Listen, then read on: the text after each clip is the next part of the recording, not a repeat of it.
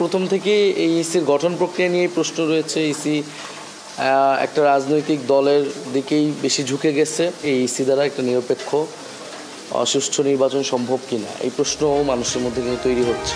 রাজনৈতিক দলগুলোর জন্য ভোটের প্রতীক বরাদ্দে নতুন তালিকা চূড়ান্ত করেছে নির্বাচন কমিশন। এবার এই তালিকায় শাপলা এবং দোয়েল প্রতীক রাখা হয়নি, যা নিয়ে শুরু হয়েছে বিতর্ক ও রাজনৈতিক প্রতিক্রিয়া। বিশেষ করে জাতীয় নাগরিক পার্টি এনসিপি নির্বাচন কমিশনের এই সিদ্ধান্তে তীব্র অসন্তোষ প্রকাশ করেছে। জাতীয় ফলও একটা দলের প্রতীক রয়েছে, তাহলে জাতীয় ফুল হিসেবে কেন থাকবে না? ফলে ইসি যে ব্যাখ্যাটি দিয়েছে সেই ব্যাখ্যাটা গ্রহণযোগ্য না, এবং এই ইসি আসলে এটাকে নিরপেক্ষ আচরণ করছে কিনা এটা তো সন্দেহ তৈরি হচ্ছে। নির্বাচন কমিশনের পক্ষ থেকে বলা হয়েছে শাপলা জাতীয় ফুল, যা সংবিধান এবং রাষ্ট্রীয় মর্যাদার সঙ্গে জড়িত।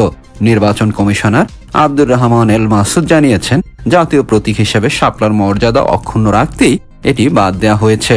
তিনি বলেন, জাতীয় প্রতীক হিসাবে শাপলা এবং জাতীয় পতাকার বিষয়ে সংবিধানে সুস্পষ্টভাবে বলা আছে, এ দুটোর মর্যাদা রক্ষায় আইন এবং বিধিমালা রয়েছে।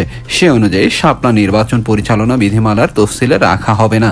ইসি আরও জানায়, নির্বাচন পরিচালনা বিধিমালার সংশোধনী ইতিমধ্যে আইন মন্ত্রণালয়ে ভেটিং এর জন্য পাঠানো হয়েছে এবং প্রজ্ঞাপন শিগগিরই জারি হবে। অন্যান্য কোন প্রতীক রয়েছে তালিকায়? ত্রয়োদশ সংসদ নির্বাচন সামনে রেখে প্রতিদ্বন্দ্বী প্রার্থীদের বরাদ্দের জন্য প্রতীক সংখ্যা 69 থেকে বাড়িয়ে এবার 115টি করছে নির্বাচন কমিশন। এসবের মধ্যে আছে ফলমূল ও উদ্ভিদজাত প্রতীক, যেমন আপেল, আনারস, আম, কলা, কাঁঠাল, লিচু, তরমুজ, লাউ, বটগাছ। প্রাণী ও পাখি, যেমন ঈগল, গরু, গাভী, মাছ, ময়ূর, হাঁস, বাঘ, হরিণ, মোরগ।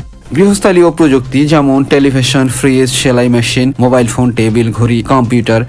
যানবাহন, যেমন ট্রাক, রিক্সা, নৌকা, হেলিকপ্টার, গরুর গাড়ি। অন্যান্যদের মধ্যে আছে ধানের শীষ, তারকা, কাস্তে, একতারা, হারিকেন, হাত, হাতুড়ি, মোড়া, কুলা, চাবি, তবলা, বই প্রভৃতি।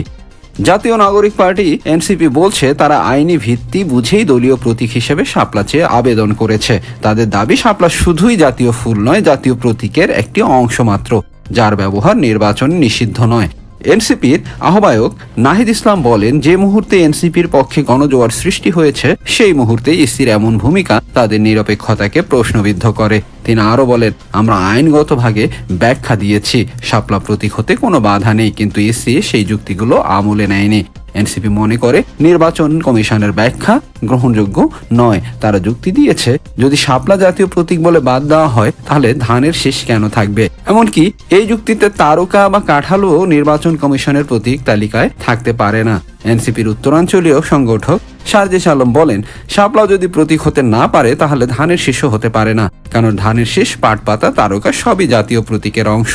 তাদের মতে জাতীয় প্রতীকের অংশ মানেই স্বতঃসিদ্ধভাবে নিষিদ্ধ নয়, কারণ তালিকায় কাঁঠাল, জাতীয় ফল, বক, পাখি এবং ধানের শীষ গ্রামীণ পরিচয় আগে থেকেই আছে। সুতরাং শাপলা প্রতীক রাখারও আইনগত ও নৈতিক ভিত্তি রয়েছে। ইসির নতুন প্রতীক তালিকা চূড়ান্ত হলেও শাপলা ও দোয়েল প্রতীক বাদ দেওয়া নিয়েই এখন রাজনৈতিক বিতর্কে চলছে। এনসিপি নির্বাচন কমিশনের নিরপেক্ষতা নিয়েও প্রশ্ন তুলেছে।